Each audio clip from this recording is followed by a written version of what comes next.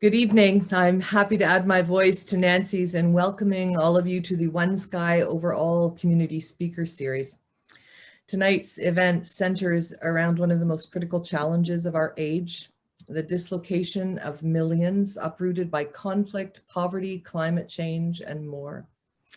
As we discuss experiences of dislocation in the Canadian context, we must also acknowledge the historic and ongoing displacement of First Nations, Métis, and Inuit peoples within Canada itself. Displacements intersect. We recognize and acknowledge that Renison University College and the Waterloo Public Library, the land where many of us work and live, is situated on the Haldimand Tract.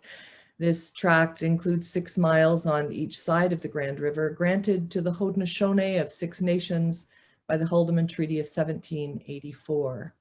The land inside and surrounding the Haldimand Tract is the traditional territory of the Attawandaron, Anishinaabe, and Haudenosaunee peoples.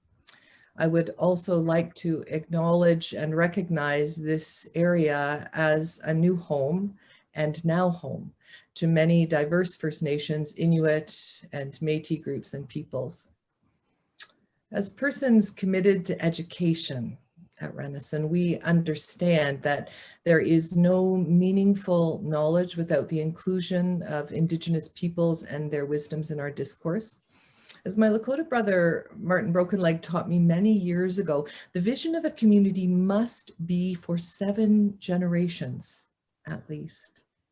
The social imaginary we articulate for the future of this nation must be woven from the sight and experience of many nations, beginning with our First Nations and inclusive of our newest nations, our brothers and sisters who join us through the currents of global displacement from every corner of the earth. Renison University College was founded with the motto that names this speaker series, Zed Kualam Solam, One Sky Over All. Our motto defines our work through offering education in social work, social development studies, and culture and language studies, including English language for multi-language speakers. In both the degree and community context, we offer teaching and learning as empowerment, not only for individual learners, but as wind under the wings of all of our communities, blowing equity and access for all toward rich and meaningful participation in our society. Education changes lives. Change lives, change the world. This evening, I am delighted to be celebrating with you the launch of Finding Refuge in Canada, Narratives of Dislocation, co-edited by Renison's own Professor Christina Parker, who also contributes a chapter to the book. Dr. Parker's research is critically important to the realization of the educational imaginings I have named above. Themes of multicultural education, conflict resolution, dialogue, restorative justice, identity, social justice, cultural diversity. They come up again and again in Christina's research. These themes take on an urgency today that is manifest in our news headlines daily and reflected in the work we will hear and discuss tonight. Moderating our discussion this evening and bringing a unique lens to this topic is Ismaila Alfa, host of CBC's Radio Metro Morning. Born in Zaria, Nigeria, Ismaila and his family moved to Canada when he was 6 years old. He completed his early school years in Edmonton, then moved to Winnipeg, where he lived until recently. As the new voice of Toronto, Mr. Alfa has made it his job to amplify the many and diverse voices of the GTA. Throughout the course of the pandemic, he has sought out the stories of those individuals most impacted by COVID. Unsurprisingly, this population consists of many newcomers and racialized people. Thank you, Ismaila, for taking time to be here with us tonight. We are grateful for your mentorship at this event and more broadly each day. As a reminder, just before we begin, as advertised at the end of our discussion this evening, we will be randomly selecting one attendee to receive a copy of this beautiful new book, Finding Refuge in Canada. That will happen at the end of our Q&A. And now over to you, Ismaila. Thank you very much, Wendy. Welcome to everybody to this launch. I want to start by expressing my gratitude for this book coming to reality, to be quite honest, and letting you know why I was excited to be involved in an event like this around a book that I just think is so important. I, as was mentioned, immigrated to Canada as a kid. I was 6 years old, and you know, kids are, you assume that everyone else is like you. Their experience in moving to a place like Canada was the same as yours. But as I got older and started to learn more about the stories of some of my friends and other people that I would meet, I'm never going to forget the first time I started to realize that there are people who risk it all to save their families and themselves, and start over in this country that we are so lucky to live in. And as I heard more of those stories, I heard, you know, some common threads, but learned how different each person's experience actually is, not just in what they've left in their home countries, but in the way that they experienced transitioning into life here in Canada. And I mean, millions of people are displaced each year by war, persecution, and famine, and the global refugee population continues to grow. This is something that we're not really seeing a massive slowdown in. And the more of these stories we hear and learn about, I think the more we change as people and learn the role that we play in this world, where we fit into this world. And I mean, refugees, though they are coming to a country that is spoken about as being benevolent, welcoming to refugees, their experiences are just so different when they come here, through the processes, through the way that they are looked at in society. And that's why a book like this, a collection of these stories, is so important. We are here to celebrate and launch, of course, Finding Refuge in Canada, Narratives of Dislocation. And this is a collection of personal narratives of the refugee experience in Canada. But what I find so important about this is it's not just one perspective. It's many different angles to give you a more fulsome idea of what people are going through and the challenges they're dealing with to call this country home. The narratives of dominant public discourse about refugee identities and histories. And in this book, you get real insight into the social, political, and cultural challenges and opportunities that refugees experience in Canada. As mentioned, there's many different perspectives in this, diverse backgrounds, refugees, advocates, frontline workers, private sponsors, and civil servants. As you heard at the beginning of this, selected chapter contributors are going to be doing a short reading from their chapters and engage in dialogue about their experiences. So I'll have a chance to have a conversation, and we'll take some of your questions as well, because I'm sure you'll have many questions for our contributors here. Of course, this is a project that was supported by a research grant from the Renison University College, affiliated with the University of Waterloo. And we can't get right into the conversation without hearing a little bit about what brought this about, and the research that went into this, the conversations that went into this. So for that reason, and many other reasons, of course, I want to introduce our first speaker, and really one of the major reasons for this collection of stories and this book itself.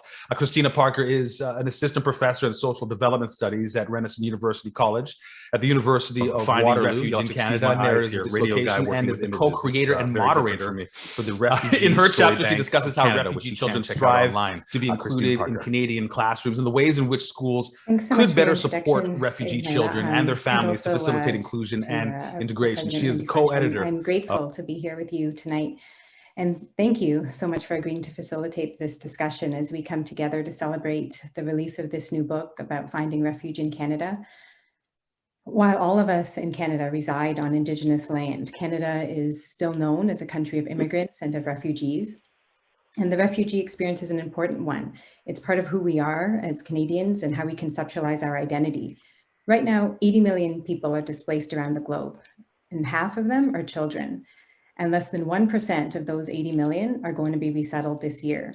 So while Canada may be creating impact for an individual refugee in Canada, in admitting 10 to 20,000 refugees per year, it really is doing little in terms of real impact. So I also wanted to talk about a bit of stereotypes in terms of how we think about refugees. And some people think about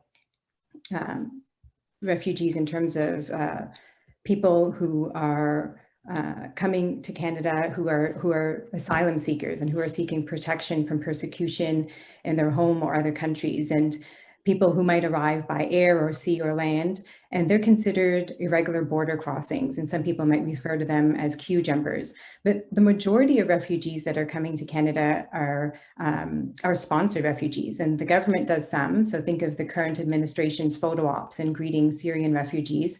And the biggest share currently is actually privately sponsored refugees. In all cases, though, they have been identified by the UN and are often based on, and are welcomed here based on humanitarian or compassionate grounds. So the contributors in this book remind us of the severe consequences for people who are displaced by war, violence, and persecution. And for refugee children, for example, they are the most educationally marginalized children in the world. And most of the refugee children who are not in school are in conflict-affected settings. And I feel personally concerned about how we could prepare refugee children for these uncertain futures as they're navigating resettlement, usually in pretty deep isolation. So when thinking about children's well-being, we really do have to understand that children's conception of safety, it will shift depending on their experiences with conflict. And that has been a large focus of my own work, working with immigrant and refugee children here in Canada. So this book, it was published as an open source text, which means it's freely available to anyone in the world. And I really want to thank Athabasca University Press for this, and really recognize how cool that is, that they are making this text and this book freely available because they believe in the importance of the contributor's message. And as we know, it's a collection of personal narratives and includes 14 contributions by people with firsthand experience. And for many, this book has deepened their awareness of the kind of experiences refugees have endured. And this is actually our third launch this month, and many contributors have attracted different audiences. I'm incredibly grateful to Matida, Shelley, Mike, and Cyrus for coming together this evening to share their experiences. I've had the privilege of working with many of the contributors, but let's not kid ourselves. Going through this process has been difficult for each, and in mustering up the courage to tell their difficult stories, they're exposing themselves, putting their trauma on paper, having editors who don't understand their experiences critique their work, and then putting it out in the public domain for all to see. So, I really applaud their courage because they are the unsung heroes, and they are the ones that are giving voice to a community that is often voiceless. And just a statistic, last week at one launch, Flora Terra spoke about the murder of her son, which was a targeted attack because of Flora's choice to speak up and advocate for women's rights as she ran for an office as a member of parliament in Kenya. And the week before, Victor Porta described in detail what his experience was like being tortured in 1978 in Argentina. These are stories that are often not heard and show us the realities of the refugee experience. What you'll hear about today and what you can read about more in the book are stories told from the perspectives of those who have firsthand experiences, such as people like Matida, who has come to Canada as a refugee, and others like Mike and Shelley, who have worked tirelessly to support refugees, and Cyrus, that has made his life work about advocating for refugees. And these perspectives connect to a much larger story about what it means to be a refugee in Canada. And as co-editors, my co-editor George Melnick and I, we really wanted to emphasize the importance of creating and implementing policies and practices that support human flourishing around the world. And we really wanted to promote this through what we have named the Refugee Story Bank of Canada, which you can see on the screen there. Thank you, Nancy, for spotlighting that. So in keeping with the need to continue to share experiences, we are hoping that that the Refugee Story Bank will help shed light on the realities of the refugee experience, and that we can use this platform to continue this dialogue and support others along this journey. And the website for it is displayed here on the screen. Please do visit and encourage people to submit their experiences. We established the Story Bank in order to provide the public, researchers, journalists, and students with a searchable database of refugee stories and to further the cause of refugees in Canada. So we invite you and encourage you to read the stories that are currently posted. And we also need your help in letting people know about the site and encouraging refugees to contribute to building this valuable resource. So it is our hope that Canada can become a leader in securing the protection of those most vulnerable during this global crisis. And I'll now let you hear from Matida. So, and thank you for your courage, Matida, and sharing your story with us here tonight. Okay, thank you so much, Christina, and good evening, everyone. I am Matida Dafe. I hope I'm being clear. You getting me? Okay, so I am Matida Dafe from the Gambia, West Africa. It's a very small country. But yeah, I came to Canada in 2016 as a refugee, of course. We had dictatorship in the Gambia for over 21 years. And as I'll just say, like, a women's human rights defender, not a lawyer. It's just like creating consciousness in matters that affect the rights and well-being of women and girls. It's a very risky path for not only me, of course, for so many other like activists across the country. However, like I happen to be one of those who had issues with the former dictator, who is now a refugee himself. I hope he rot in wherever he's hiding at. So yeah, I came here. I had to like flee the country, leaving my, at the time, 4-year-old boy who just like, we just celebrated his 4th year birthday like 2 days after I had to like leave the country and come over to the Gambia. So yes, it is that journey, like what I endured in my country, the place that I am so much familiar to, leaving my family, the work that I so much love, and having to leave all that home to come to Canada, not knowing what the future holds for me, not knowing if I will be accepted in the first place, but even where, in my head at the time, if I were accepted, what next? When do I get to see my son? When do I get to see my mother? When do I get to see my family? When do I even get to go back? Would I ever settle in this country? So it has been a very daunting moment for me, having to go through that experience and then transitioning. However, luckily, I have to say this, luckily for me, it's not, of course, the experience of every person, but luckily for me, within a very short period, like within 3 months, I would say, I was able to like have my case heard and then get accepted. You know, I thank God for that.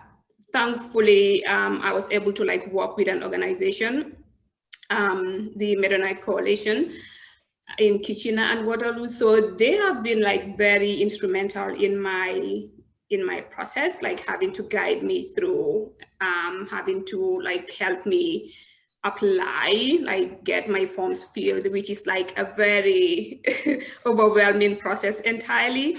So I was honestly lucky in that aspect. And then, yes, I was also fortunate to have my son within the same year. However, yeah, it is sad that unfortunately I'll never get to see my mother again, because she passed whilst I was like settling here, and like she endured a whole lot of things based on what I do. Like when you have a non-conformist, like as your daughter, who would go against like everything that you know, everything that the society tells you is okay. And then just subtly after everything that I went through, I still carry that heavy on my shoulder. I'm still working on processing that, but it's been very hard to write this book. I have to be very honest. I wanted to like tell my story, because I think it is critical that, you know, we make our voices heard. Society makes us refugees, I mean, voiceless, but we have a voice.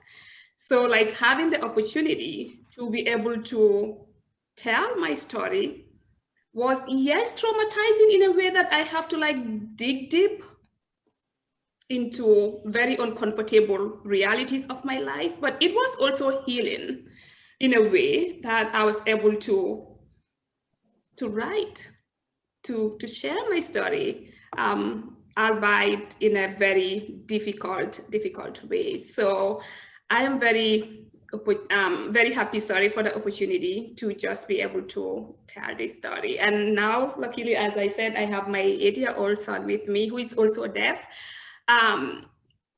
So yes, it's been very hard. It's been really challenging. I'm happy that I got to go to university, U of T. I'm still a student there, trying to finalize my final year, which is like a dream come true in terms of like pursuing what I always wanted to do, but not also to lose sight of the fact that my career path, social justice work, it's a very risky, a very exhausting field that I choose to take. And it's just my calling. And yeah, so thank you so much, Christina, I'll just have to say that, especially for allowing me to share my story with the world, I'll call it. So yeah. Thank you very much, Matilda. And I've, thanks for speaking like that. I actually, after reading your story, had so many and still have so many questions that I have for you, but you answered so many of them in that moment there. I also want to introduce you to Shelley Campagnola, who is the executive director at COMPASS Refugee Centre in Kitchener-Waterloo. She is a leader in advocating for organizations who can respond to ensure that refugees are welcomed with compassion and inclusion. Her chapter, Finding Welcome Off the Refugee Highway, focuses on how the day-to-day challenges of being a refugee in Canada are impacted by government policy. Shelley? Thank you so much. And thank you everyone for joining us today. COMPASS Refugee Centre is the same organization that Matilda just talked about, just with a new name. We used to be called Mennonite Coalition for Refugee Support. We changed our name this year to better reflect just the scope of the work that we have done and the reach. We now see people from 66 different countries, and we're here to ensure unhindered access to justice and give people opportunity to thrive in welcoming communities. And navigating the complexity of the refugee system requires a moral compass and a directional compass, and a strong foundation believing that it's the right thing to do. And so we have a new name now. I just want to, and so even in my chapter, there is a reference that we were going to be changing our name. That was prior. This book was printed prior to that. So I'll be speaking, as the executive director of COMPASS. A lot of my chapter, as is said, looks at how policy impacts people, and policy is a function both of formal policy in terms of government policy, as well as informal policy, how the narrative gets shaped in the public discourse in terms of how people understand the refugee movement. And the first part of my chapter takes a look at the reality that this is happening. People are on the move in extraordinary numbers, and it really is just the beginning. We know that there are still unfolding still to happen. Many people talk about climate change and just the upheaval that is going on in the world that is going to continue to have people on the move. As I move into, continue on in my chapter, I talk about my own journey of coming to a greater awareness that this isn't just something that happens over there, or that happens, in faraway places that, don't have it all together, or however people want to describe it. But that actually the whole movement, the whole displacement of people is something that it plays out right in our own setting, and we get to see both the symptoms of events that are happening far away, but we also get to see the day-to-day effect of displacement in how people are integrated or not, welcomed or not, are able to navigate the systems here or not, can also create some displacement. So I talk about my own journey and, growing up in Ontario and, the education system, how we really don't talk about these kinds of things. We really don't educate people. And one of the reasons I wanted to address that was because the global awareness and even our country's awareness at the public level it seems to be more built on sound bites, the little media bites, as opposed to kind of this deep sustained knowing discourse that people have been invited into and engage, and then have this sense that they can make room for others so that lives can be changed. And so I talk a little bit about how that awareness for me unfolded, including talking about when I was in Arusha, Tanzania, outside the tribunal for the genocide that had happened in Rwanda, and I was with a colleague there, and I noticed all these people just walking, like just masses of people just walking. And I asked my colleague about that. Where are they going? And he said, they're not going anywhere. They have nowhere to go. They're just moving so that they're not standing still. And, you know, that's just a picture of the, you know, the lack of purpose and the deep upheaval that happens in people's lives when all of this displacement happens, but they have nowhere to go. And that was the beginning of really a broad awakening for me, that this matter of refugee, asylum seeking, you know, global displacement is something that is all around the globe and has deep roots in how we all do life, and touches us back home as well. In another part of my book, I talk about just that, you know, refugees and refugee claimants, asylum seekers are real people. And I just want to actually read, if I could, just a short section, because I want to restore some of the humanity to the journey, if I may. These people have names and hopes and dreams. They had full lives and were raising their families and caring for loved ones and celebrating the milestones in life that we all celebrate. Some are former government officials, some are human rights activists, some are journalists, some are families who dared to pray for a difference. I'm kind of summarizing here. You'll have to go to the chapter to read it in full. Some are business people, some are women who have escaped human trafficking, some are fathers whose families were killed, some are couples whose children were taken, some are mothers trying to keep their daughters safe, some are brothers who bravely agreed to testify against organized crime. And I go on and just talk and try to bring the fact that these are people. They're not a label. Refugee claimant is a label. These are people.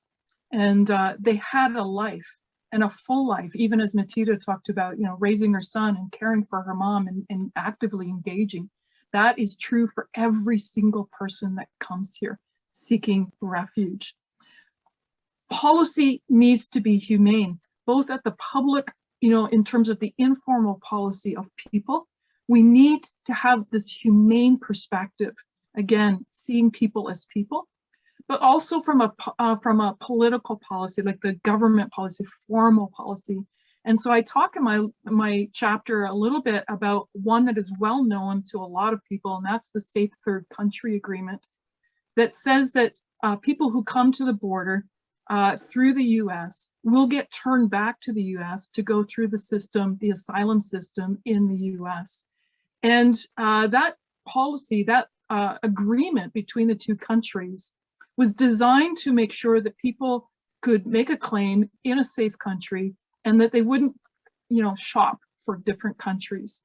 The problem is that things change in different countries and systems aren't the same. So the system between the US and the system in Canada are not the same system for asylum seekers. And it got quite bad for many people. And so it was brought to the federal court and challenged. It's the second time that has been done. And back in 2020, that agreement was struck down by the federal court as being around Charter of Rights and the treatment of people being turned back and being put immediately into detention or being deported, having their rights violated. Our government appealed that. Just last week, the appeals court overturned that decision. And it was based not on the truth of what people were suffering, but on the fact that they felt that the parties that had brought the question of the Safe Third Country Agreement brought it on the wrong matter. It was brought as a Charter of Rights violation, and the appeals court said, no, this is actually a failure to oversee, an administrative failure to oversee and ensure the safety of people when people are getting turned back. So in that kind of thing, what you're hearing is policy and players are deciding based on kind of rules and systems, while people are experiencing the fallout of those decisions. And so now people can continue to be turned back and experience detention, experience deportation under a very different system than what Canada has provided. And so the rights that we are called to safeguard, we actually know, basically they're not going to get safeguarded because it's not a charter situation, it's an administrative situation. And that is, that's just a little disturbing to me. And when the system is trying to figure out basically who is making the problems as opposed to thinking about the people who are experiencing those problems. And so, at the end of it all, what I'm trying to do is basically say, before you listen to just what's in the news or just what you've kind of come to understand in your own life experience, take time to dig a little deeper and to look a little closer at the people in front of you who are real people who have been through all kinds of things and who are up all kinds of hurdles to just be safe. And Canada is one of the places that people want to come to, not because they hear it's so good here and they just want to have all the advantages that Canadians have. It's because it's deemed to be safe and fair and give people a chance to tell their story, which few countries allow anymore. So as a Canadian who has been here for many years, I invite anybody who's been here, has received the protection, to join in that welcome, because it really comes down to giving life to people as opposed to sending them back to the very thing that they had to flee. Thank you. Thank you, Shelley. And you really, hit the nail on the head talking about the fact that these are people, and when stories are told, when their stories are told and they share their stories, it's that connection that the listener or the reader has to the emotion involved in what they went through that actually reveals the humanity to them, right? And that's why we need to hear many of those stories, like we will tonight, and you will if you read this book. Do yourself a favor, and if you get a chance, watch the TED Talk from Chimamanda Ngozi Adichie about one person's story and the danger of only hearing one person's story, and how it's important to hear many stories. In that light, I'd like to introduce our next storyteller here, Michael Malloy, who joined the Immigration Foreign Service in 1968, served in Tokyo, Beirut, Kampala, and Minneapolis, which is top of mind for many of us today with the verdict coming down earlier. I did all of this before returning to Ottawa in 1976, where he was director of refugee policy. His first-hand account of the Ugandan Asian expulsion, 1972, personal memoir, documents just how his experience with the Ismailis' deportations in Uganda impacted his interpretation of Canada's refugee processing system. Michael? Thank you very much. It's an honor to meet you, Ismaila, and to share this experience with Matita and Shelley and Cyrus. And my thanks again to Christine and George for putting together this really interesting, very diverse collection of stories. I decided that when I was asked, I was approached by Christina, I thought, well, I should probably talk about my Uganda Asian experience for a number of reasons. First of all, it was my experience. I was there, which makes a big difference. Second, my boss, Roger St. Vincent, a World War II fighter pilot turned immigration officer, kept a journal, as pilots often do, while we were there. So we have, for the Uganda movement, we have an hour-by-hour account of what it was we encountered, what the challenges were, what our anxieties were, what worked, what didn't work. And so it's not, and it was fast. We opened our doors on the 6th of September. On the 8th of November, we and the 6,000 people we took to Canada were gone. So it's easy. It's compared to so many other refugee situations today that go on and on and on. This was nice and quick and easy, relatively easy to describe. I wanted to talk about it as well because as I ended up a few years later designing Canadian refugee policy, this Uganda experience had a huge impact on my understanding of what we needed to do to make our systems more effective. And also because the 50th anniversary is coming up next year. And I thought it was about time I wrote about this experience, which really changed my life.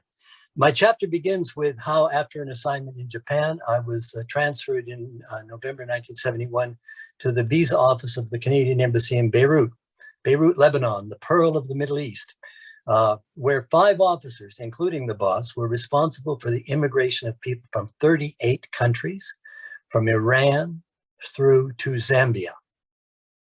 With the 1967 point system and what was called the universality policy, Canada was by this time taking immigrants from over 100 countries and territories. In Africa, the clientele were mainly minorities who had arrived during the colonial regime and who were being encouraged in post-colonial Africa to move on. On the eastern half of Africa, these people were largely people whose origins were on the Indian subcontinent. I describe how in January and February 72, I made a 5-week interviewing trip to Kenya, Zambia, Mauritius, Ethiopia, and Saudi Arabia, and how the boss instructed me to go to Uganda, even though we had no applications there, because he had a premonition that General Idi Amin's recent coup against the elected President Milton Obote was going to spell trouble for the country and for the Ugandan minority in particular. I was to meet the community leaders, speak to friendly embassies, familiarize myself with the layout of the city and the airport, get to know the place. This I did. I made friends on those 3 days that remain my friends to this day.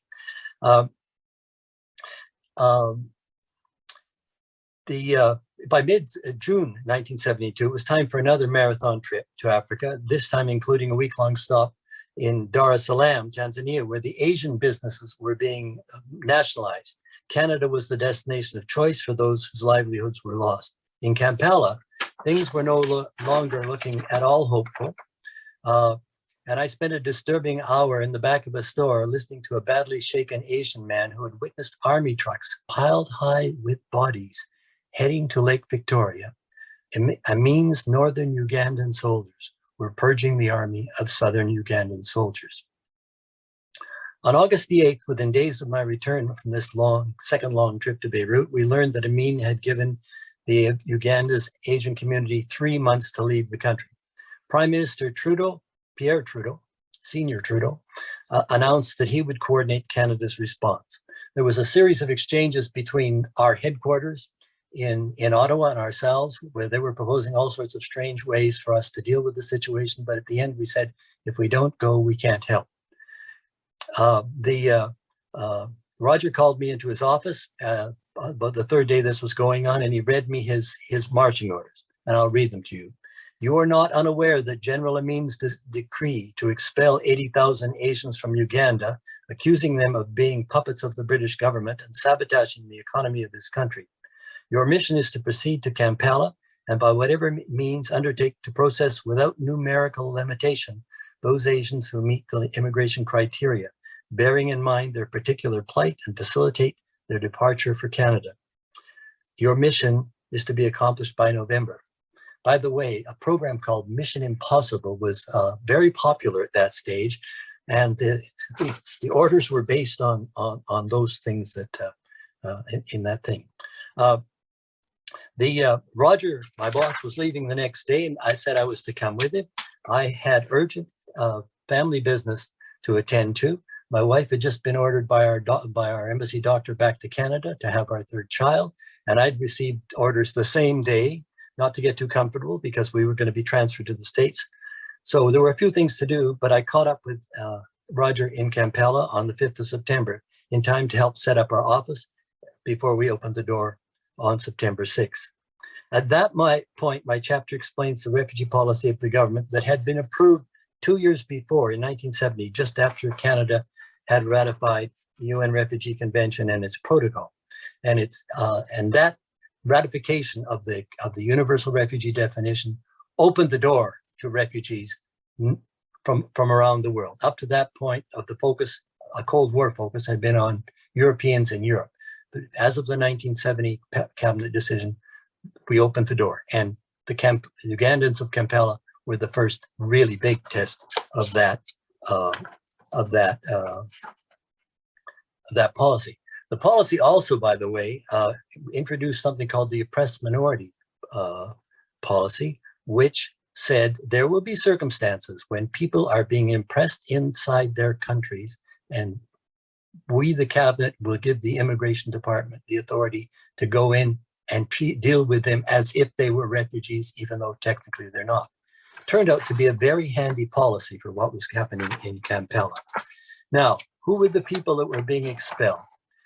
They were thought to a number 80,000. My feeling is the number was somewhat smaller. Half of them were what we would call Gujarati Hindus. 30% were Ismaili Muslims. There were smaller groups of Goan Christians, Ithnasharis, Sikhs, Punjabi Hindus, and on and on and on. Why were they targeted?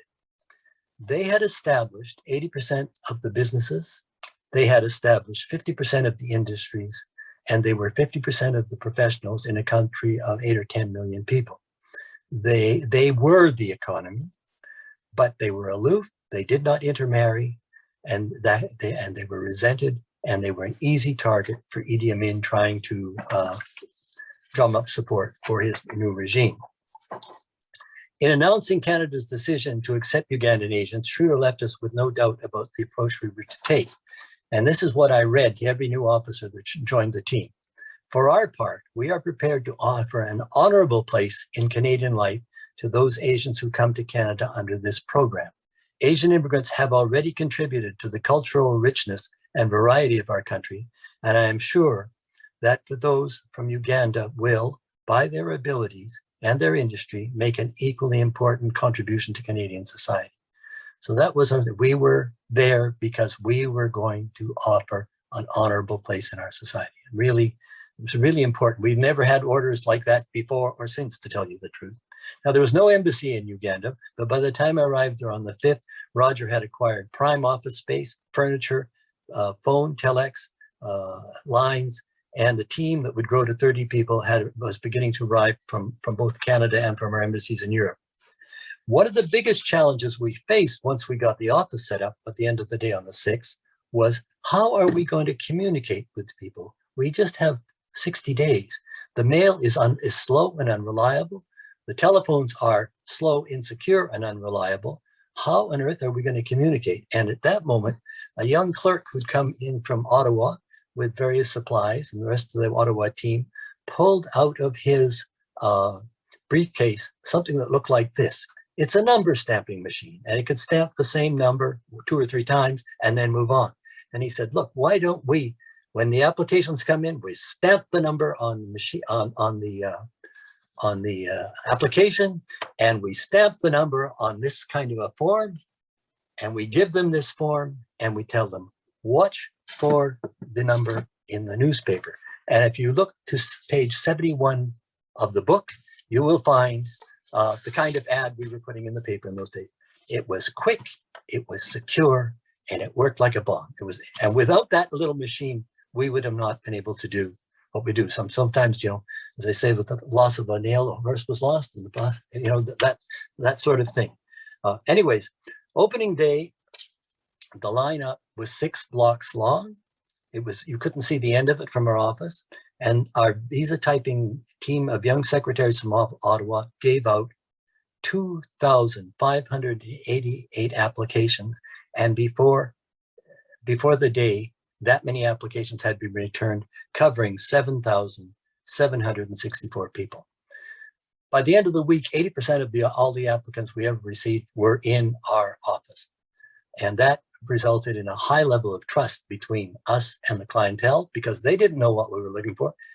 Truth be told, we didn't know what we were looking for at that stage, but we had a lot of confidence in the documentation, which makes a big deal. We had 4 tasks.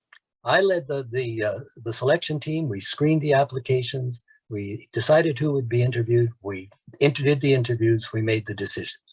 Then we had a team of doctors from Health Welfare Canada who did the physical examinations and made the medical decisions. We had a team of 6 amazing technicians flown in by the Army who did the medical tests in a big hot tent outside the hotel where we were working, or the building where we were working, looking at all sorts of things the rest of us didn't want to look at. And we had another unit that produced the visas and made sure that the people got safely to the airport. Unlike the other countries that were operational there, we decided that we would check people in at the airport, put them in buses festooned with large Canadian flags, and have them led out by a black limo disguised as if it was carrying an ambassador in front of it. We actually had a couple of diplomats who pretended they were ambassadors. That got us through, that got our people through 8 checkpoints unmolested. We couldn't protect them when they got in the airport, but the fact that our escorts stayed out there with the people gave them additional level of protection right to the plane itself. The first arrival got off arrived on the 22nd of September. It arrived exactly the day of the 8th game of the famous Canada-Russia series, and the refugees being processed and landed at our reception center on a military base in Montreal, got to watch the game, and all remarked about how many hugs they got when that last score was scored. The criteria we used changed over time. Initially, when nobody knew anything, we were told follow the point system, use your noggins, but we're looking for people who can settle well. On the 13th of September, 6 days after we started, the cabinet met again, and from that point, the instructions were: this is a humanitarian movement, and take particular care to find those people with no place else to go. And the people with no place else to go basically fell into 2 groups. They were people who were already stateless, of which there were quite a few, but we quickly learned that an Asian with Ugandan citizenship got no protection by having that citizenship. So we were ordered to treat them as if they were their citizens. By the end of the operation, we had issued 6,175 visas, and 4,420 people had traveled on the charters. The rest came on their own way. A lot of people didn't register with anybody and were quickly removed from Uganda by the United Nations and scattered on refugee camps throughout Europe. We took 2,000 of those people over the next 2 years. 4 years later, I was back in Ottawa as Director of Refugee Affairs, responsible for designing the refugee features that were rooted in the 1976 Act, and which came into effect in 1978. And my chapter ends by explaining how it was that Ugandan experience really shaped how I thought about what we needed to do in designing the program for convention refugees, in designing the sponsorship system, in designing the WUSC refugee program, and a half a dozen other things. So that this experience reverberated down through our resettlement programs, including the big Indochina one that was happened a few years later, and impact the way on which we resettled refugees for the next 40 years. Thanks a lot. And thank you, Michael. It's like your chapter could actually be titled "Get It Done However You Can." It's a really amazingly well-told story as well. And I know there are a lot of people who wish that the vaccine rollout was happening with the same mindset. Next up, Cyrus Sundar Singh is and I love when we have mashup words, an academic reactivist. I hope I pronounced it right. A Gemini Award-winning filmmaker, musician, poet, academic. His chapter engages in a critical exploration of 155 Sri Lankan refugees who arrived to Canada in a lifeboat, a boat that, I love this part of the story as well. He eventually found as part of his research for a documentary, and there was a big reunion, an emotional reunion that happened. You'll have to read about that. This all happens in his chapter, Floating to the Lure of the Promised Land, Tamil Refugees in Canada. He discusses many hidden injustices faced by refugees as they become part of the low-wage economy. And before you get started, Cyrus, I just want to mention the one character in your story who you do not name, and his feelings just hit me so hard right in the solar plexus. So anyway, we'll have a chance to talk about it in a bit, but go ahead, Cyrus. Really great to have you here. Thank you. First of all, I would like to say vanakkam, which is a Tamil word to just say hello, welcome. And it takes me back to this idea of welcome to Canada, which I share with you, Ismaila, as an immigrant to this country. And it's now, we're in the 50th anniversary of the multiculturalism policy that actually brought, I think, us immigrants united to the country. And it's interesting that we went from one Trudeau to the other Trudeau in 2015, welcoming the Syrians, the refugees from Syria, with the same welcome to Canada, 45 years later. So here we are, right? So what I like to do is talk about the arrival of, and the rescue, a dramatic rescue of 155 Tamil refugees off the southern coast of Newfoundland, off the Avalon Peninsula, by a Newfoundland fisherman.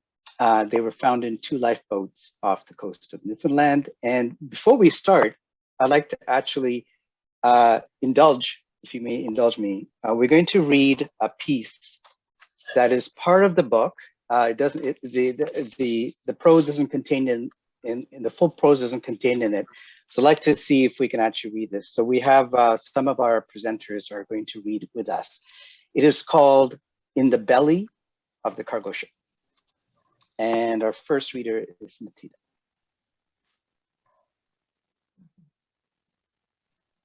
You have to unmute yourself, please. And Shelley, unmute yourself also, and Mike, as well as Christina. Thank you. Okay. Just a second. Let me pull it. No problem. Take your time. Yeah, sure. Ready. In the belly of the cargo ship, we held our breath, our noses and each other. In the belly of the cargo ship. A village born of need and circumstance, not earth nor roots where we used to stand, floating to the lure of the promised land, Montreal, in 3 to 4 days, in the belly of the cargo ship. In the belly of the cargo ship, we held our breath, our noses and each other. In the belly of the cargo ship. The promise, we'd reach Canada in 3 or 4 days. For 12 we sat in fear, huddled together, all strangers. On the 12th day, or the 13th, or the 14th, we lost count. We were set adrift in 2 lifeboats on the open sea, strangers united in hope, 155 or 153. In the belly of the cargo ship, we held our breath, our noses and each other. In the belly of the cargo ship. I promise we'd reach Montreal in a few hours. For 2 days or 3, we drifted in our lifeboats with no food or water. We were lost, cold and hungry. No land, no help, no hope. We constantly invoked the names of our gods and hoped that our faith would carry us to shore. No land, no help, no hope in the belly of the cargo ship. So that is a journey that was taken by Tamil refugees who fled a civil war, a bloody civil war, that kind of came to a peak in 1983, in July of 1983. It's now being referred to as Black July, where it was 7 days of killing that went on, and that sparked a mass exodus of the Tamils leaving the small island nation. One of the routes that they took was to go to the USSR, which didn't require a visa and just a ticket. And then they would make their way across to East Berlin and run the wall. And then once they were in West Berlin, they would claim refugee status. They were given, they were accepted and put into camps these refugee camps where they were pretty well confined. So some of these refugees, these Tamil Sri Lankan refugees, ended up being there for years and just kind of languishing because they weren't allowed to participate in the larger culture. They were not allowed to leave. They had restrictions. They couldn't go to school. They were given enough money to kind of just survive. So somewhere along this journey of staying in these camps, there were, we say for every need, there's someone who wants to sell something. So they were these people who said, look, we can get you out of here and we can get you to a place called Montreal, right? And all you have to do is pay us X amount of money. And so somewhere along the line, a German ship captain had a cargo ship, took on passengers, and 155 Sri Lankan refugees bought passage, including, and amongst them, mostly men. Amongst them were 3 families, so 3 women and about 5 children. And the youngest was 18 months old. And so they were promised, so they made their way from Germany all the way across the Atlantic and to Canada, at which point they were dumped off into 2 lifeboats and said, go that way, you'd be in Montreal. And so they were dumped.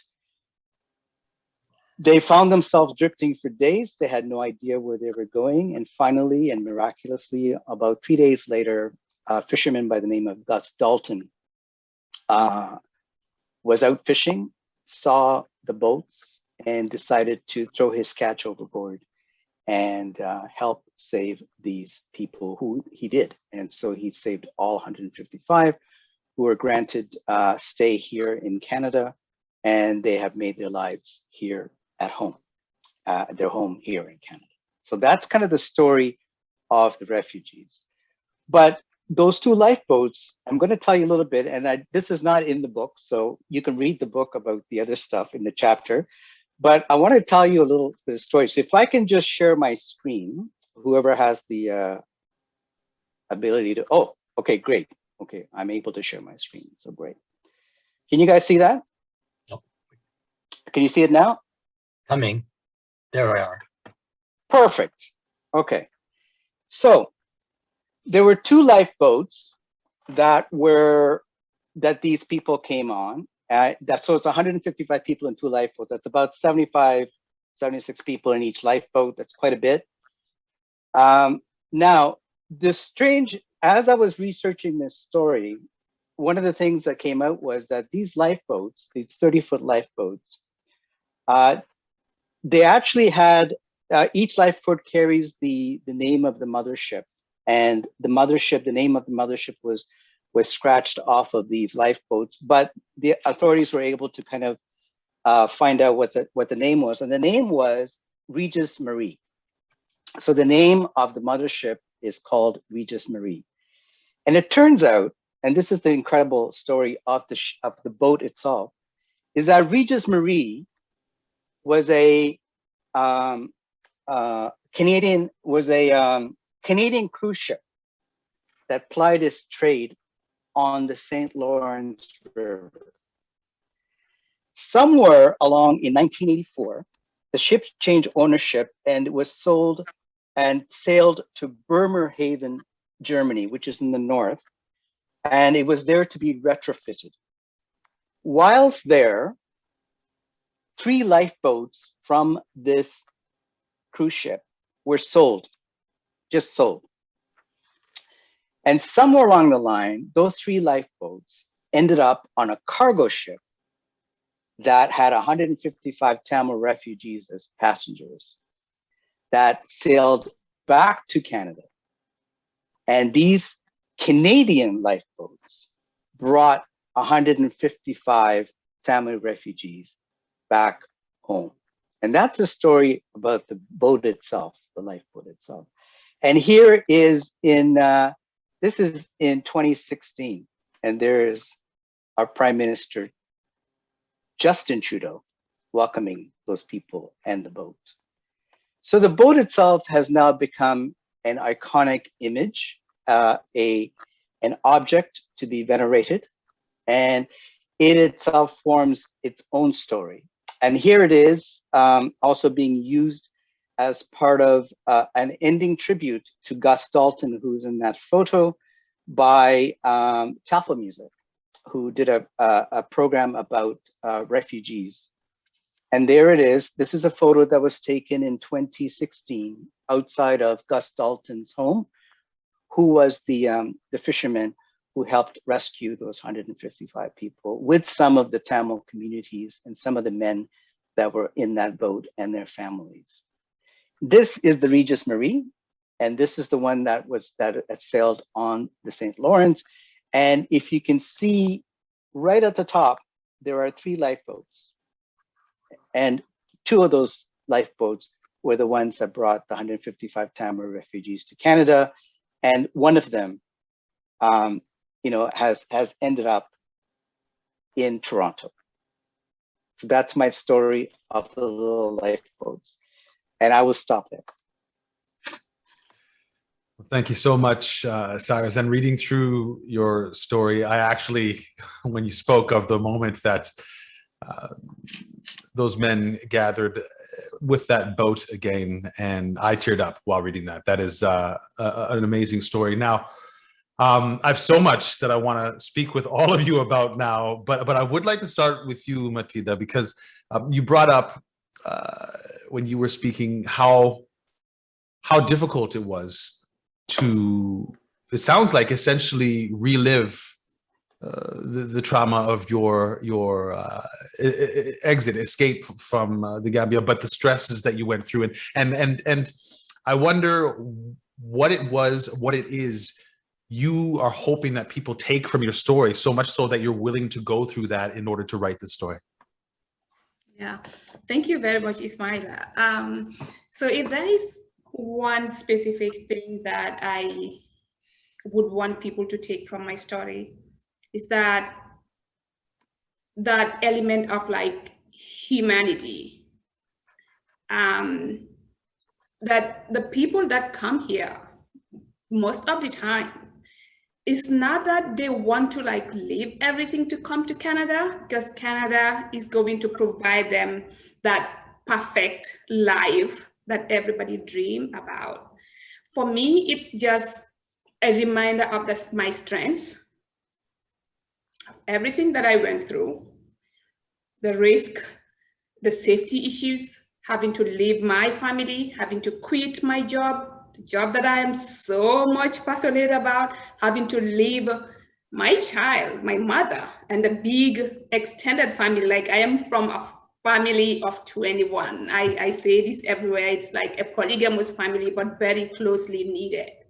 Like, having to leave everything and come into, yes, a country that is portrayed as like the best country in the world, but also not knowing what the future holds for you. It might be the best country, but what does that mean for you? Like, I am doing an undergrad right now. I am a single mother right now. I lost my mother. I'll never get to see her again. You know, with all these things happening, it's just to say, we are here, just understand that we are human beings, understand that we are not unintelligent because maybe like we express ourselves differently than the natives. We are everything that we can be. We are human beings first. So just understand the stories. Know that the people that come, like Sari said, they are human beings. They're living this real life. They have realities that they are experiencing or that they've experienced in life. So just understand that from that perspective, and don't just like treat them as like, you know, irrelevant people, or like, or just statistics, or like just people who don't even exist, because there is this strong relation to refugees being invisible. Like, you are here, but you are not here. You are here in a sense that, like, statistical wise, there are figures to say like we have this amount of refugees, but you know, in real life ways, like, are we really seeing? Do we really see them? Do we really hear their stories? Do we understand the challenges that they might have gone through in their home countries, but also in this land that now they are transitioning into, like this land that now they call home? Do we really want to see them around? Do we feel their stories, their experiences for them? So for me, it's just like being able to like take that risk to say, hey, you know what? I am here, not because I just want to be here for whatever reason, but I was pushed by some reasons. And yes, I genuinely appreciate everything that this country accorded me and my son. I say that everywhere, but I also want people to understand that it's not a perfect country. And you said something really key there that I'm very interested in. You know, you mentioned actually a few times that this is a great place, and you're there. This is a but is there, you know, when it comes to guilt, this feeling of guilt, is there on top of any guilt that one may feel about those who they family members or friends that they may have left when they came to Canada? Is there a sort of guilt or feeling that you need to feel and show that you appreciate all the time? That thank you, Canada, for having me come here, as though it was a choice that you made on your own do you feel that as well? Yes, it's very real. It is very real. There are times that you are going through hell and you see it, like, for instance, maybe in an instance that I experienced racism, you know, which happens, or like in an instance that I feel like my child is being treated in an ableist manner. And I just want to, because that is who I am. I question things, I interrogate. That's just who I have always been. And now I am in this instance where I am like, you know, girl, this country has given you everything. Just, you know, just live it. Like, just cope with it. Just manage. You don't have to talk about everything. So that guilt is very real. And, you know, also, like, I'll just put this out there. Once, like, we were having a conversation. I am majoring in equity, and, you know, it's a space where you talk about issues, right? And then I remember talking about like some realities at that particular moment. There was a particular instance that I just want to get, like, just say it. And I remember someone saying, but you know, this country is the best, and it has given a whole lot of opportunities for so many people. And then I said, okay, now this is the thing. You know, even though like I was like trying to process that with everything, because she don't even know my story, because, you know, I can't get that out there. But like her statement kind of like reminded me of that feeling of guilt. But also I said, now this is the thing. Think about it this way. You know, you have everything that, or most of the important things that you think matter to you in life, being given to you. But also there is a part that is questioning your very human essence, right? Going against the very things that it claims to be protecting. What do you do in that instance? Do you just let go because you have to? You just have to be grateful, you just have to accept things? Or what do? Do you try to amend that so that it becomes even a better place, safer for everybody? So yeah, that's just it for me. Yeah, I've read your story in here and known you for a total of what, an hour and 16 minutes now, and I can already feel how lucky we are to have you here in Canada. Shelley, I was quite interested while reading through your story about sort of the way that your view of what it meant to be a refugee changed throughout your work. And I wonder, when you were elementary, junior high, secondary school. What was your, because we throw the word around all the time, refugee. What did it mean to you at that point in time? Yes, thanks, Ismaila. That's an excellent question. It really was just a kind of a category of experience that I really didn't know a lot about. It was, okay, people are needing to come from somewhere because something bad has happened there and they need to come here. And, at the very basic level, that's true. I think the learning, though, that I did over the years helped unpack the layers of that journey and the catalysts of that journey, and how Canada has even contributed to some of those catalysts, or how perpetuates some of them even here. And so it became a much more complicated, but also richer and more, I think, humble and humane perspective of what it meant to be a refugee. And again, these are people, you think about the commercials where they show, and I can't even watch them, quite frankly. I have to flip the channel, not because I don't want to see it and validate that person's experience, but because we exploit the picture of a refugee as someone who has been, they're in shell shock in the middle of this bombed out area. And that is the reality for some. But there's so many facets to the refugee. I know somebody was asking the question about kinds of persecution. For every person, like the numbers of kinds of persecution are as many as the people being persecuted, and in the many different forms. And in a lot of my work that I did before I came to COMPASS took me to many different countries that actually where many refugees come from. And when you start to see some of that, you start to realize how complicated, but also how absolutely necessary it is for people to leave, even though they would absolutely not want to have to, but just to be safe, they have to. And that's been quite a journey for me to see. And then now I hear the stories as people come to our office and and then represent the organization to get the community agreeing that they need to be here and engaged with them. We try to be the bridge between the story of people who are here with the story of the people who are still coming, to say that it really is a shared story in so many different ways. And so let's figure out how to write it together.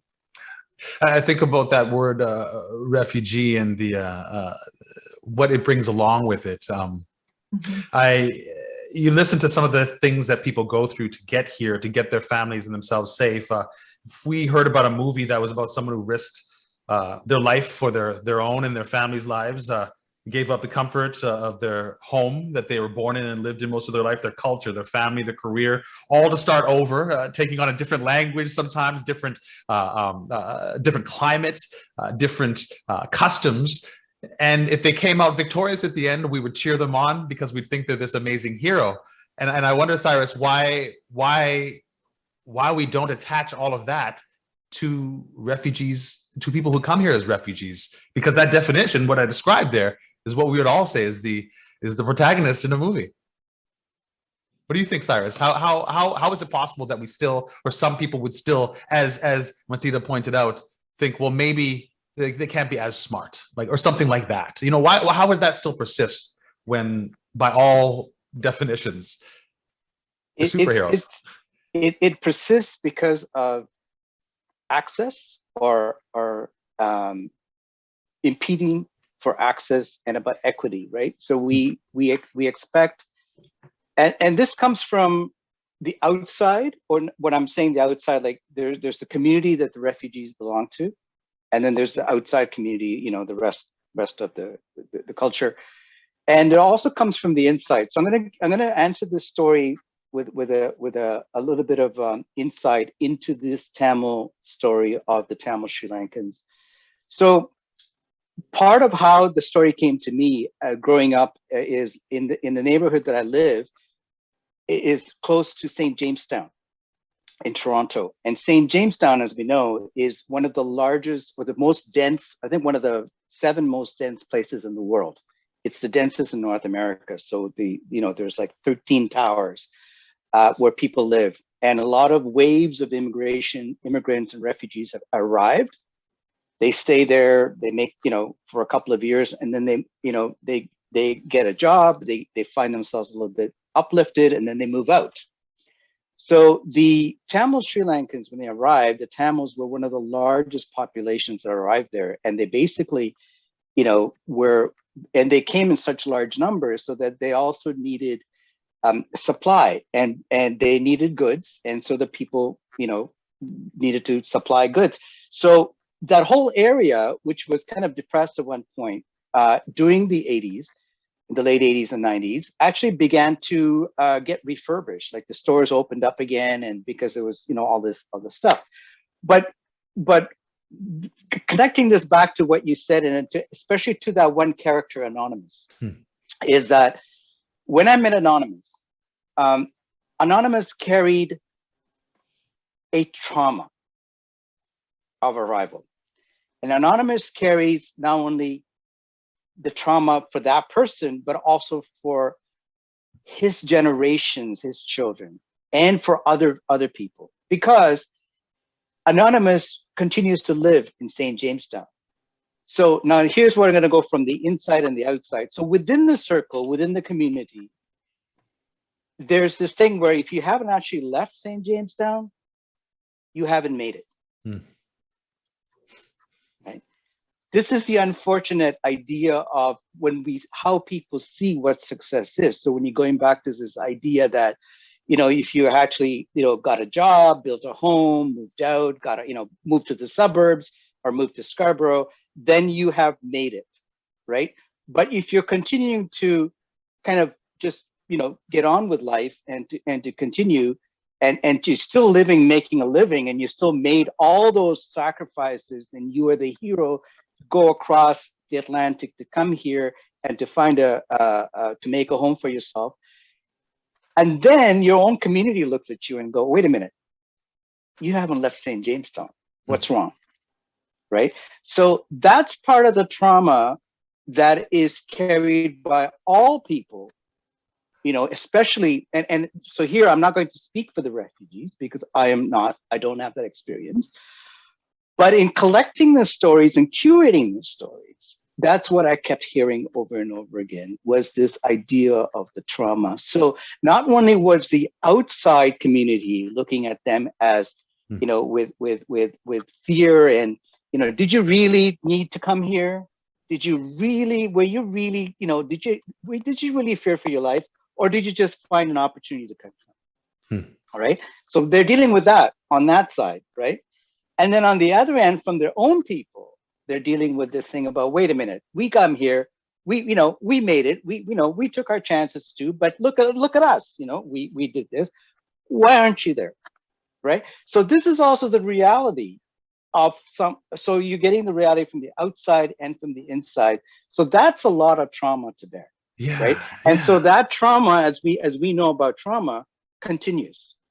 Right. It just gets passed on. One of the things you mentioned there, well, actually all of it that struck me there was how it sounds like a big competition, like you got to beat everybody when it comes to yes. And I wonder how much of a role the selection process plays in that, the whole process of getting refugee status here. And now, Michael, you'll have a better sense of this than I would. You as you mentioned, Uganda, that was not your first rodeo going through that. You'd had experiences up until then, and you saw issues. I wonder what role the filing a claim and going through that whole process, what role that plays in the way that we as a society see refugees and our attitudes towards people who come here as refugees, and this feeling that it's a bit like a competition. Well, yeah, that and it's partly a competition within the community, and partly it's a competition around you.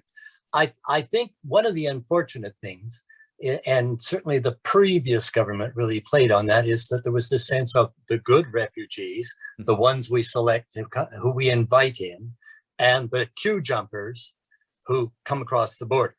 And that was the narrative that the Harper government pushed quite strongly, and which was picked, and it's done a lot of long-term damage, I think. But I think I've been involved on both sides. I've worked on the precursor of the IRB, making judgments about people who arrived from various places and claimed refugee status, and we had to determine, do they get it or not. And then I spent a lot more time on the resettlement side, and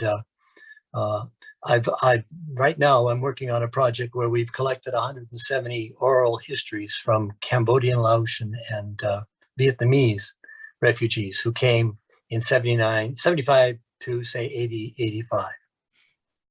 And it's quite remarkable how some people do land on their feet, and there is no way to predict it.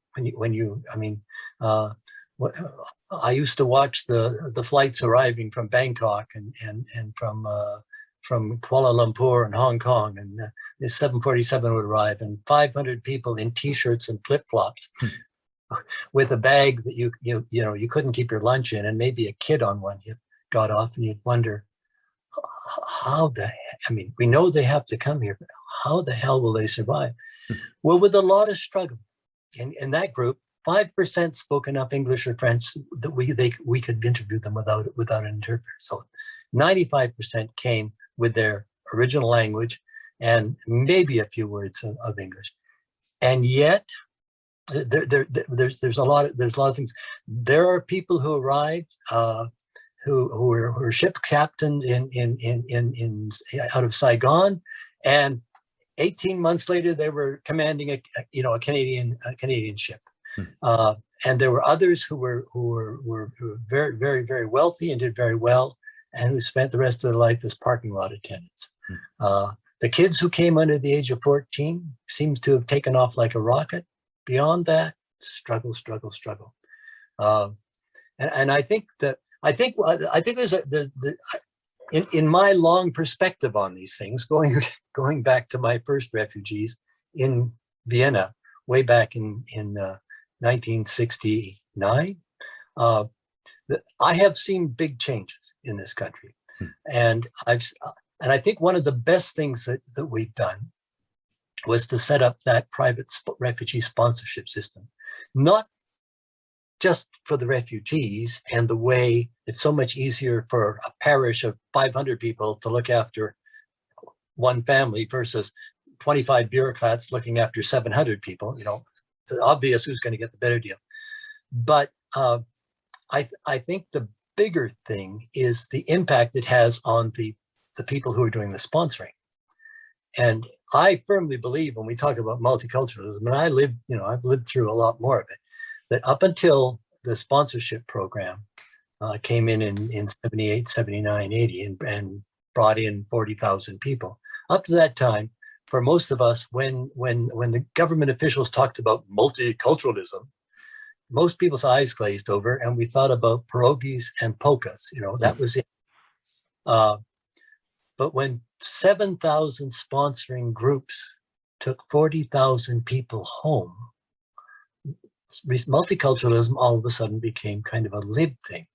And that's why whenever we have a chance to push that program, it not only is good for the refugees, it's really good for the Canadians who are receiving, who walk in their shoes and see their problems, and to humanize the refugees. There's the time when these boats have arrived, and I don't want to tell you all this, what it was like in the government when they arrived, because the phones never stop ringing. But once you humanize, once you see that family getting off the boat with carrying the child and holding on to the other one, all of a sudden it's a whole different thing from this mass of people. And we saw that, with the Indo-Chinese, what did we see with them? We saw these people at war. And all of a sudden we're going to bring them in.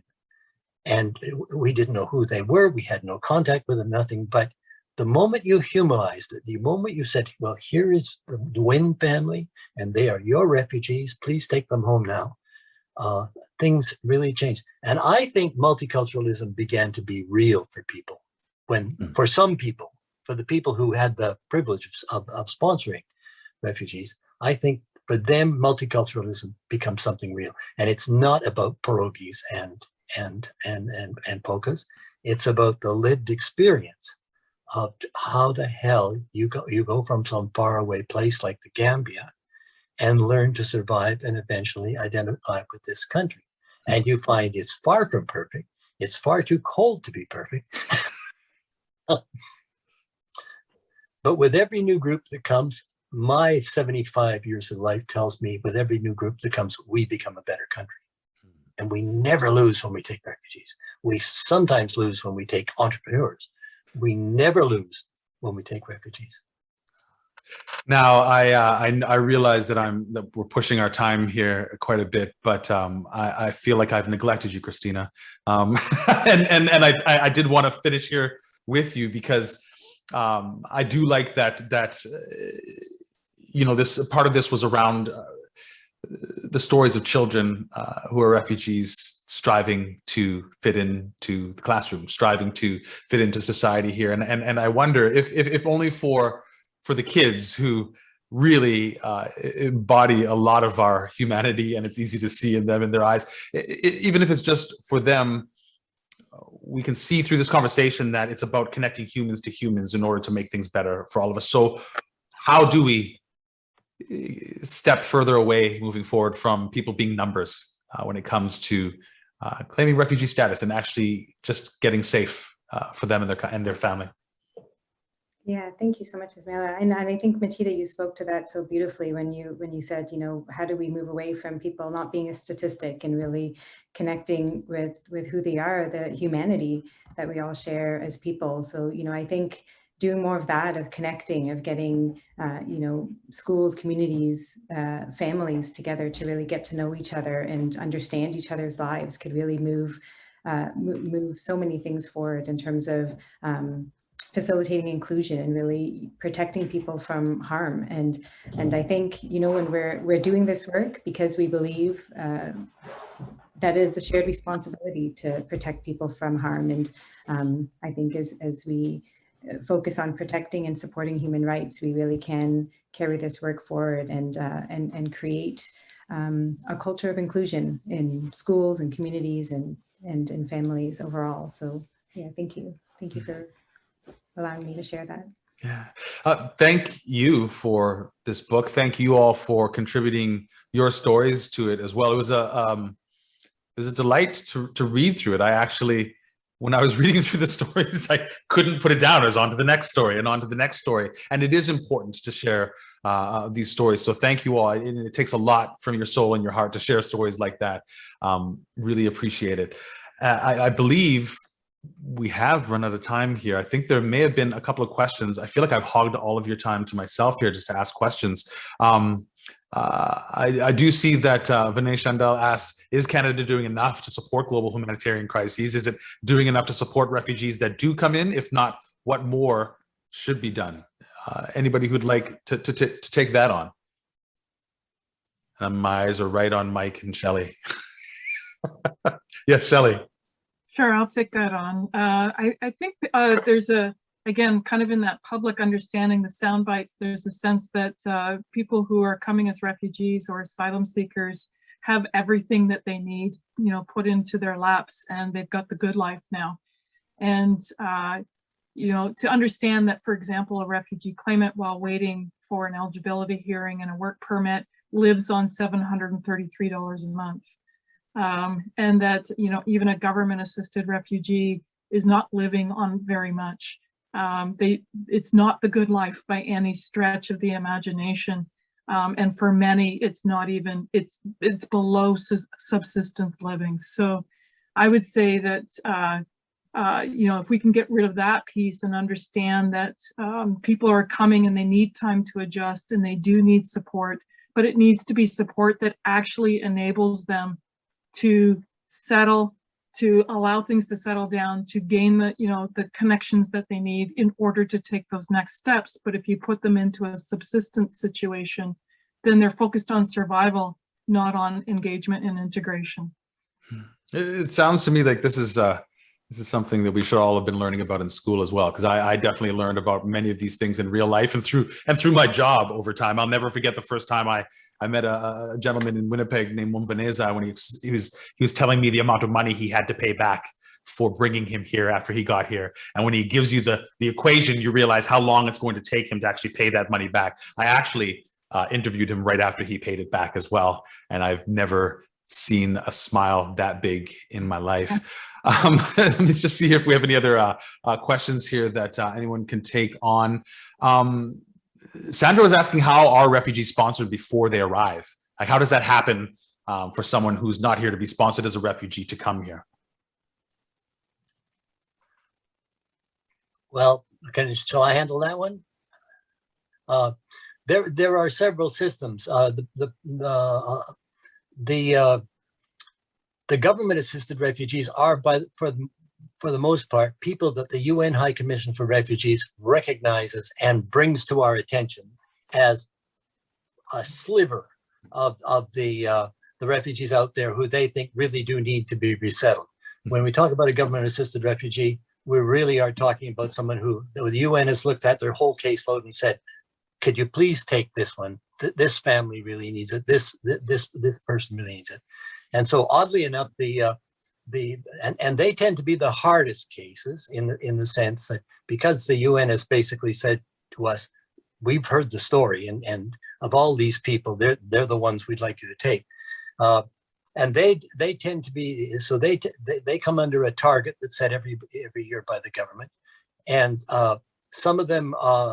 And for the most part, they go to organizations like one that I'm part of, the Catholic Immigrant Centre of Canada. But we've got over 500 agencies in this country, some of them very, very small, that actually are the destination of these people and who take responsibility for them. One of the things we learned in my life is that if you're going to settle people, get civil society to do it, not bureaucrats, okay? Not civil servants. And the really big change in our system was when we realized that every time you give $1 to an NGO, you get $3 or $4 worth of service to the people concerned, and that's been an enormous change. Most of the government or the privately sponsored refugees actually come because somebody is already from that family has already arrived in Canada, and they go to a sponsoring group and say, or often the group that sponsored them. They turn to them and say, okay, well, now my brother or my cousin or my mother has arrived in a refugee camp. Can we take them? And there's a lot of discussion around whether that's the right thing to do or the wrong thing to do, because shouldn't we be dealing with the people that are the most in danger, according to the UN? My feeling is that once we've got a refugee here, whether through the asylum system or whether through the resettlement system, once they're here, they're ours. And our interest is having them become independent, self-supporting, dignified fellow citizens. And one of the major impediments to people being able to actually settle down in their minds is the worry about the people they left behind. And one of the things that we've been pushing the government for is to get a lot more active and aggressive in terms of bringing those families in. Because once we got them, our interest lies in them settling. And if we can remove that anxiety and the sending all the money abroad to the people who are left behind in the camps or in the conflict zones, the more we can do with that, the better. And putting the families back together is the best way we can really assist settlement. It's amazing that we're going through what we're going through in this world right now with the pandemic, because it's, as I listen to others and myself have complained about not being able to see the ones you love when you want, having to start from scratch again, having to be isolated for some time. And, you think of those things and it seems small. It seems small when you hear about the challenges that many refugees go through for prolonged periods of time, because it's not just over when you land here, is it, Matilda? It goes on for quite some time. Again, thank you to all of you for sharing your stories. Thanks for having me as the moderator here. This has been wonderful speaking with all of you. I did hear a rumor about a final piece here, something having to do with someone getting a copy of this wonderful book. May have just been a rumor, though. I think Wendy was talking about that. And since I've pushed us past our end time, this is probably a good time for that here. Hi, everybody. So I have an auto number generator here with everybody who is here, and I'm just going to pick a name. If you just hold on one moment, I'll let you know who the winner is.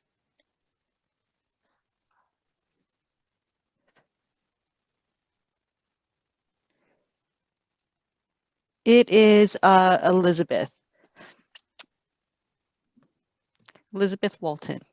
So what I'm going to have you do, Elizabeth, if you don't mind just dropping your contact information, so an email address in the Q&A, and we can get a hold of you and get that book to you. Congratulations, Elizabeth. Thank you, everyone. So I'm just going to share a screen just to take it on out.